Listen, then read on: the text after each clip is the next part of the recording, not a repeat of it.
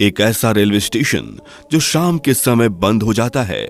एक ऐसा railway station जहां हर समय सन्नाटा पसरा रहता है।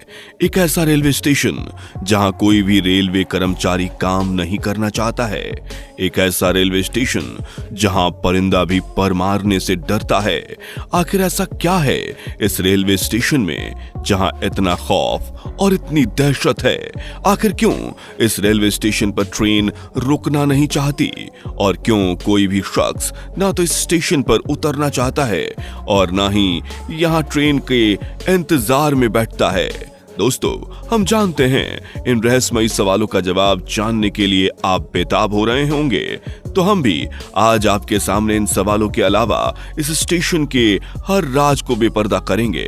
आज आपको बताएंगे पश्चिम बंगाल के बेगुनकोडोर स्टेशन की वो खौफनाक हकीकत जिसकी वजह से स्टेशन 42 सालों तक बंद रहा। आगे बढ़ने से पहले चैनल को सब्सक्राइब कर लीजिए और बेल आइकन दबाकर ऑल ऑप्शंस सेलेक्ट कर लीजिए।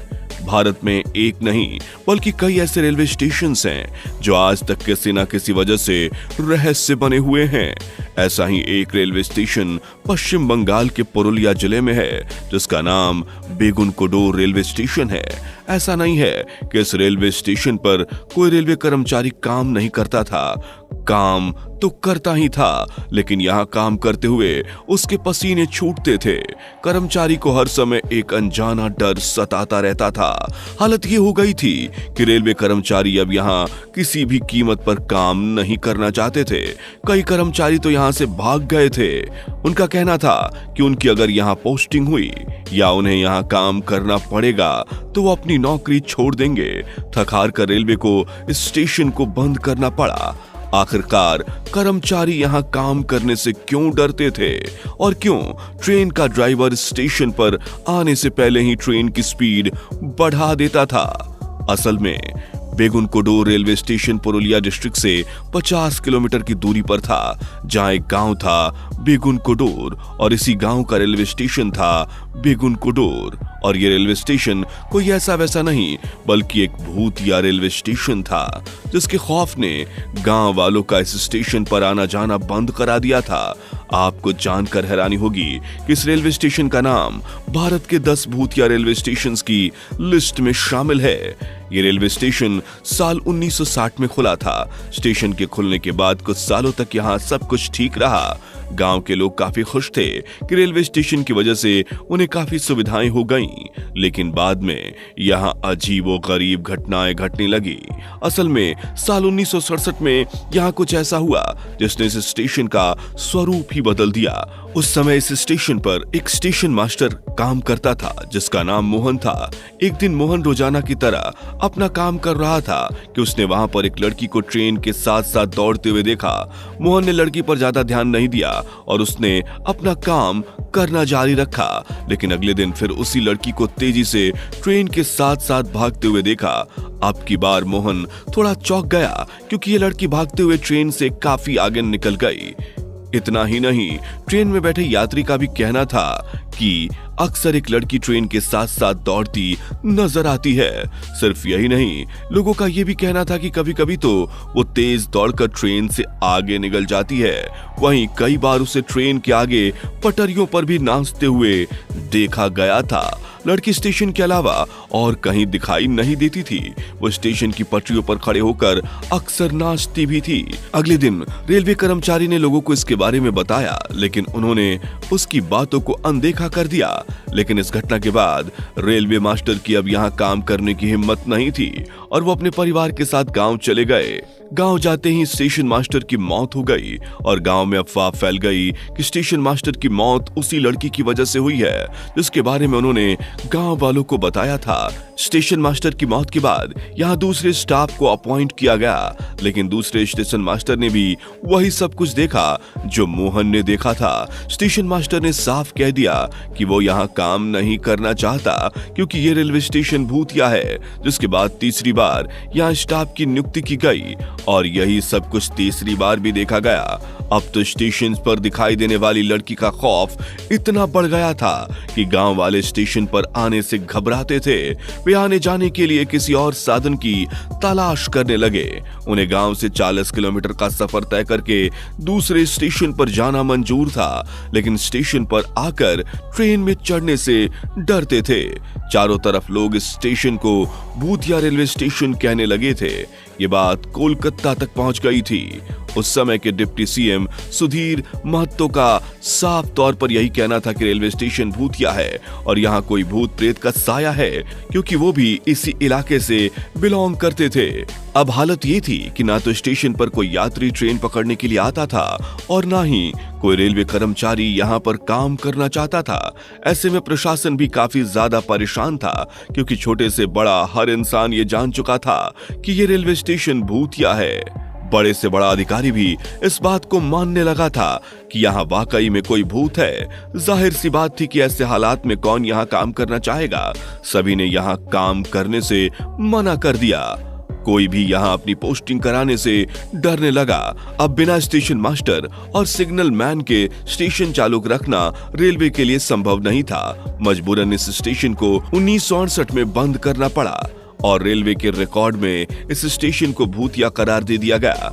अब इस रेलवे स्टेशन पर पूरी तरह से सन्नाटा पसर गया था। ना तो कोई यहाँ इंसान नजर आता था और ना ही कोई ट्रेन रुकती थी। वक्त बीतता गया। साल 2007 आ गया।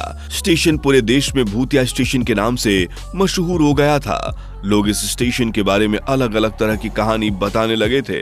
कोई कहता कि यहाँ सफेद साड़ी में एक महिला का भूत नजर आता है, जिसे अगर किसी ने भी देख लिया तो उसकी मौत हो जाएगी। तो कोई कहता यहाँ ट्रेन के साथ दौड़ती हुई एक लड़की नजर आती है। ऐसे में जब इस स्टेशन की भनक पैरानॉर्मल एक्सपर्ट्स की टीम को लगी तो उन्होंने इस स्टेशन की हकीकत जानने के लिए गांव जाने की ठानी।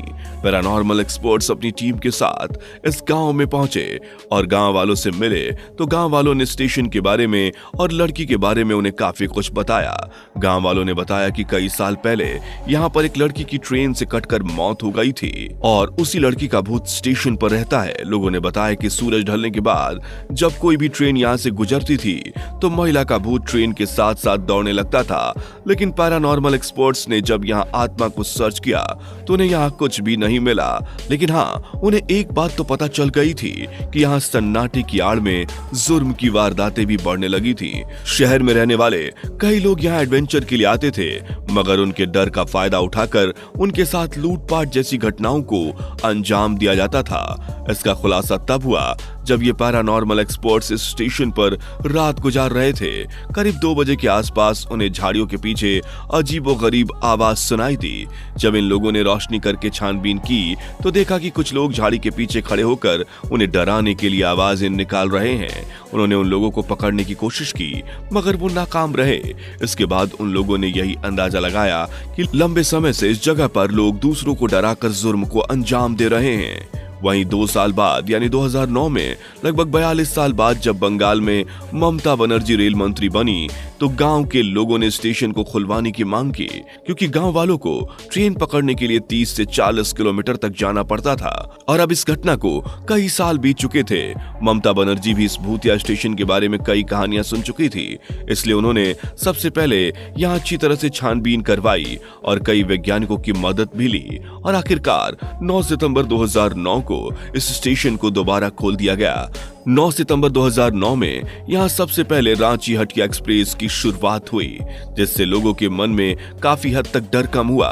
इस स्टेशन को तो खोल दिया गया, लेकिन यह भी साफ कर दिया गया कि शाम 5 बजे के बाद यहाँ कोई ट्रेन नहीं रुकेगी और न ही यहाँ कोई स्टॉप रुकेगा। ट्रेन सेवा शुरू होते ही लोगों ने आना जाना शुरू कर दिया। अब इस स्टेशन पर फिर से चहल पहल शुरू हो गई थी। लोग यहाँ से चढ़ते भी थे और यहाँ उतरते भी थे, लेकिन सिर्फ 5 बजे तक, क्योंकि कहा जाता था कि 5 बजे के बाद से ही उस लड़की का भूत यहाँ दिखाई देता है। इसलिए 5 बजते बजते स्टेशन खाली होने लगता था। ना तो यहाँ कोई ट्रेन रुकती, ना सवारियां दिखाई देती और ना यहाँ रेलवे स्टाफ रुकता था। और आज इतने साल बीत जाने के बाद भी बेगुन कोडूर के इस रेलवे स्टेशन पर शाम 5 बजे के बाद पूरी तरह से सन्नाटा पसर जाता है। दोस्तों, वैसे हम सब ने अपनी दादी नानी से बचपन में ऐसी कई भूतों की कहानी सुनी है और हम चाहे लाख पैरानॉर्मल एक्टिविटी में विश्वास ना करें, लेकिन कभी ना कभी किसी न किसी मोड़ पर हम ऐसी घटनाओं से रूबरू होते हैं जो हमारे लिए एक पारलौकिक घटना होती है। पारलौकिक इसलिए क्योंकि ये भूत प्रेतों तक नहीं सिमटी हुई है, लेकिन भूतों को लेकर क्या हम सिर्फ कहानी तक सिमटे हुए हैं, या फिर आपने अपनी लाइफ में कभी ना कभी इनकी हकीकत का सामना किया है? कमेंट करके जरूर बताइए। तो इसी के साथ इस वीडियो में फिलहाल इतना ही। मिलते हैं नेक्स्ट वीडियो में। बाय।